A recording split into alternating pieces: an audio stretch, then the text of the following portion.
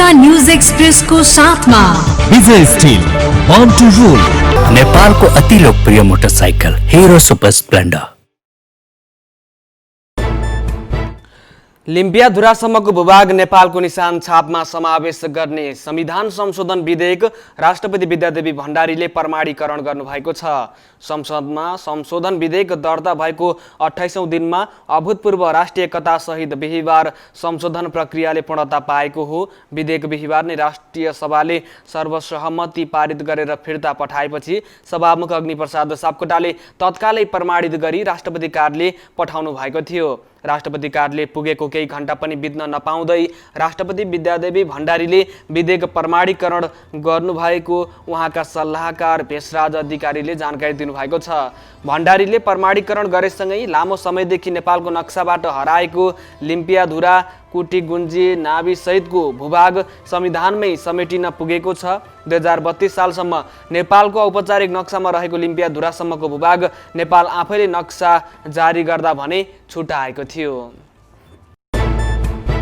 प्रधानमन्त्री केपी शर्मा ओलीले अमेरिकी सहयोग निकाय मिलेनियम च्यालेन्ज कर्पोरेसन एमसीसी सम्झौता नपढेर नै विरोध भइरहेको बताउनु भएको छ। संघीय संसद राष्ट्रिय सभाको बिहिबारको बैठकमा उहाँले एमसीसी नपढी अमेरिकी सेना नेपालमा आउने भन्ने लगायतका अफवाह फैल्याइएको बताउनु भएको छ। केहीहरूले हल्ला चलाएका छन्। एमसीसी पढ्न अल्छी लाग्छ कि के हो? एमसीसी पढेका मान्छे त्यति भेटिन, प्रधानमन्त्री ओलीको भनाइ थियो। संघीय संसदको प्रतिनिधि सभामा दर्ता भएको एमसीसीलाई पढेर मात्रै बोल्न प्रधानमन्त्रीको सुझाव थियो। एमसीसी सम्झौता खोजेर ल्याएर पढे हुन्छ, पढ्ने भन्दा हल्लाका भरमा कुद्ने र जसरी भए पनि विरोध गर्न पाए भयो भन्ने कस्तो चिन्तन? खुट्टाले टेक्न छोडेर टाउकोले र हातले टेकेर हिँड्न भएन। जे प्रबन्ध छ त्यसमा भएको ठिक बेठिक छुट्याएर भने हुन्छ। उहाँले भन्नुभएको छ, लहै लहैमा अमेरिकी सेना आउने भयो भनेका छन्, कहाँ पढ्छन्, के पढ्छन्? प्रधानमन्त्रीले एमसीसी सडक र सदनको विषय बनेको भन्दै सबैले पढेर मात्रै धारणा राख्नुपर्ने बताउनु भएको छ। यसैबीच प्रधानमन्त्री केपी शर्मा ओलीले सीमा समस्या समाधानको लागि छिटै वार्ता अघि बढ्ने विश्वास व्यक्त गर्नुभएको छ। संघीय संसदका दुवै सदन राष्ट्रिय सभा र प्रतिनिधि सभाबाट संविधान संशोधन प्रक्रिया टुङ्गो लागेपछि प्रधानमन्त्री ओलीले यस्तो प्रतिक्रिया दिनुभएको हो।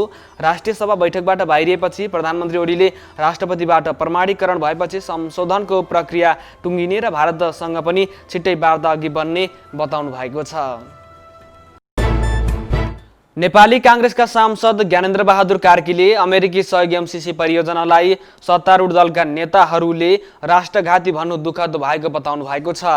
प्रतिनिधि सभाको विशेष समयमा बोल्दै उहाँले एमसीसी ल्याउन धेरै सरकारले योगदान गरेको र यो एकै रातमा बन्द कोठाबाट नभएको बताउनु भएको छ। एमसीसीले राष्ट्रिय स्वाभिमान र राष्ट्रिय एकतालाई अगाडि बढाउने उल्लेख गर्दै उहाँले विद्युतको क्षेत्रमा यसले ठूलो गेम चेन्जरको भूमिका खेल्ने बताउनु भएको छ। सम्झौता लागू भएपछि अमेरिकी सेना नेपाल आउँछ भन्ने भ्रम छरिएको भन्दै उहाँले दुःख समेत व्यक्त गर्नुभएको छ। सम्झौतामा कुनै सैनिक गतिविधि हुने, नेपालको संविधानभन्दा माथि हुने भन्ने कुरा उल्लेख नभए पनि भ्रम सिर्जना गरिएको उहाँले बताउनु भएको छ। सम्झौता अनुसार काम गर्न अमेरिकी ठेकेदार आउँछ भनेर अर्को भ्रम छरिएको उल्लेख गर्दै उहाँले त्यो कुनै दफामा नलेखिएको र ग्लोबल टेन्डरबाट काम अगाडि बढ्ने बताउनु भएको छ। एमसीसी गुमाए अरुण तेस्रो गुमाएको भन्दा ठूलो पीडा हुने तथा विश्वसनीयता र आर्थिक सम्भावनाको ढोका पनि गुम्ने उहाँको भनाइ छ। उहाँले एमसीसीलाई बहसको विषय बनाएर संसदमा छलफल गरी निष्कर्षमा पुर्याउन पनि सभामुखलाई आग्रह गर्नुभएको छ। प्रतिनिधि सभा सांसद खगराज अधिकारीले सरकारका हातखुट्टा बाँधेर चौतर्फी हमला भइरहेको बताउनु भएको छ। सर्वोच्च अदालतले चालु आर्थिक वर्षको साउनबाट कर उठाउन नपाउने भनेको र राष्ट्रपति कार्यालयको गलैँचा फेरेको विषयमा आलोचना गरी सरकारलाई चौतर्फी हमला गरिएको बताउनु भएको छ।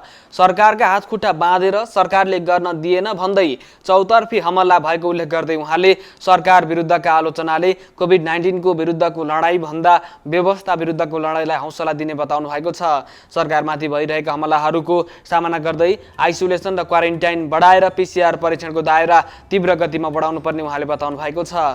स्थानीय विकास पूर्वाधार साझेदारी कार्यक्रम र रणनीतिक सडकहरूलाई कोरोना विरुद्ध लड्दै निरन्तरता दिनुपर्ने उहाँको भनाइ छ। नेपाल कम्युनिस्ट पार्टी नेकपाका राष्ट्रिय सभा संसदीय दलका नेता दीननाथ शर्माले भारतले लिम्पियाधुरा लिपुलेक र कालापानी तत्काल फिर्ता गर्नुपर्ने बताउनु भएको छ। नेपालको नयाँ राजनीतिक नक्सालाई निशान छापमा समावेश गर्न प्रस्ताव गरिएको संविधान संशोधन विधेयक 2077 माथिको छलफलका क्रममा शर्माले भारतले तत्काल नेपालको भूमि फिर्ता गर्नुपर्ने बताउनु भएको छ। उहाँले दुवै छिमेकी असल मित्र भएकोले तत्काल नेपालको भूमि फिर्ता गर्न भारतले सक्नुपर्ने बताउनुभयो। नेपालीहरूको सदाशयता मित्रता र आत्मीयताले कालापानी लगायतका उत्तरी सीमामा भारतीय चेकपोस्ट राख्न दिएको, तर अहिले भारतले त्यही भूमिलाई आफ्नो बनाउन खोजेको बताउनु भएको छ। उहाँले नेपालको भूमिमा बसेको भारतीय सेना समेत तत्काल फिर्ता गर्नुपर्ने बताउनु भएको छ। नेपालको राष्ट्रियता, राष्ट्रिय अखण्डता, राष्ट्रिय सार्वभौमिकताको विषयमा नेपाली जनता सधैँ एक भएको र यसपटक पनि एक भएकोले नेपालको भूमि फिर्ता गर्न बल पुगेको उहाँले बताउनु भएको छ। नेपाली कांग्रेस राष्ट्रिय सभा संसदीय दलका नेता राधेश्याम अधिकारीले भारतसँग वार्ताको समान हैसियतले काम गर्न संविधान संशोधन आवश्यक रहेको बताउनु भएको छ। नेपालको नयाँ नक्सालाई निशान छापमा समावेश गर्न प्रस्तुत संविधान संशोधनमाथिको छलफलमा उहाँले भारतसँगको वार्ताको समान हैसियत बनाउन पनि संशोधन आवश्यक रहेको बताउनु भएको छ। भारतले आफ्नो संसदबाट नक्सा जारी भएपछि पछाडि हट्न नसकिने बताइरहँदा नेपालको संसदले पनि आफ्नो नक्सा पारित गरेपछि वार्ताको समान हैसियतमा पुगिने उहाँले बताउनु भएको छ। अधिकारीले आज संसदबाट नक्सा पास गरी भोलि कालापानीमा गएर लड्ने नभई वार्ताबाट नै सबै समस्या समाधान गरिने बताउनु भएको छ। भारतले नेपालमाथि हेपाहा प्रविधि देखाई वार्तामा बस्न नचाहेको राष्ट्रिय सभा सदस्य नारायण काजी श्रेष्ठले बताउनु भएको छ। राष्ट्रिय सभाको बिहीबारको बैठकमा संविधान संशोधन विधेयकमाथिको छलफलमा श्रेष्ठले भारतको हेपाहा प्रविधिको कारण वार्ता हुन नसकेको बताउनु भएको छ। नेपालको भूमि मिचेर नक्सा सार्वजनिक गरेको भारतलाई नेपालले पटक पटक कूटनीतिक वार्ता मार्फत समस्या समाधान गर्न आग्रह गरे पनि भारतले नचाहेको बताउनु भएको छ। उहाँले भारतका थुप्रै कूटनीतिक व्यक्तिहरूले समेत नेपालसँग वार्ता नगर्नु भारतको गल्ती भएको बताएको उल्लेख गर्दै भारतलाई ऐतिहासिक तथ्यको आधारमा निष्कर्षमा छिटो पुग्न समेत आग्रह गर्नुभएको छ। उहाँले भारतले नेपालको भूभाग समेटेर नयाँ नक्सा समावेश गर्न संविधान संशोधन गर्न हुने, तर नेपालको संविधान संशोधन गर्दा बताएको वातावरण बिग्रिएको भन्नु हेपाहा प्रविधि भएको बताउनु भएको छ। कुवेतबाट 150 जना नेपाली काठमाडौँ आइपुगेका छन्। कुवेतमा आम माफीमा सहभागी 150 नेपाली केही बेर अघि जजिरा एयर मार्फत काठमाडौँ आइपुगेका हुन्। कुवेत सरकारले दिएको आम माफीमा सहभागी नेपालीलाई कुवेत सरकारले आफैले निशुल्क रूपमा काठमाडौँसम्म ल्याइदिएको हो। यसअघि 4वटा उडान मार्फत 598 जना स्वदेश फर्किसकेका छन्। त्यहाँ आम माफीमा सहभागी भएर कुवेत सरकारले नै व्यवस्था गरेको सेल्टरमा बसिरहेकाहरूलाई सरकारले ल्याइदिएको छ। आम माफीमा सहभागी झण्डै 3000 नेपाली रहेका छन्। संयुक्त दलित संघर्ष समिति चितवनका सदस्यहरूको एक टोली रुकुम घटनाको सत्य तथ्य छानबिन माग गर्दै रुकुम पुगेको छ। 2 जना कानुनी अधिवक्ता र संघर्ष समितिका 6 सदस्य गरी 8 जनाको टोली मंगलबार रुकुम पुगेका हुन्।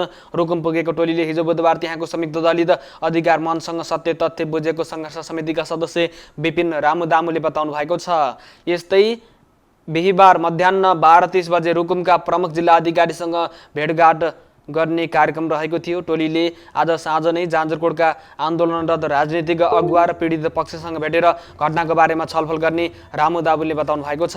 यसको लागि जाजरकोटबाट पीडित पक्षहरू रुकुम प्रस्थान गरिसकेका छन्। सोही घटनाको छानबिनको लागि संसदीय छानबिन समितिका सदस्यहरू पनि रुकुम पुगेका छन्। गएको जेठ 14 गते चितवनको नारायणगढ बजार क्षेत्रभित्रका विभिन्न राजनीतिक दल अन्तर्गत दलित संगठन, सामाजिक सङ्घ संस्थाका प्रतिनिधिमूलक 21 सदस्यीय संघर्ष समिति गठन भएको थियो। देशभर रुकुम घटनाको सत्य तथ्य छानबिनको माग गर्दै विभिन्न दलित संघर्ष समितिहरूले प्लेकार्ड बोकेर आन्दोलन गरिरहेका छन्। यसैबीच चितवनका युवाहरू पनि निष्पक्ष छानबिनको माग गर्दै घटनाको सत्य तथ्य बुझ्न त्यहाँ गएको बताइएको छ। न्यूज एक्सप्रेसको साथमा विजय स्टिल बॉर्न टू रूल, नेपालको अति लोकप्रिय मोटरसाइकल हिरो सुपर स्प्लेन्डर।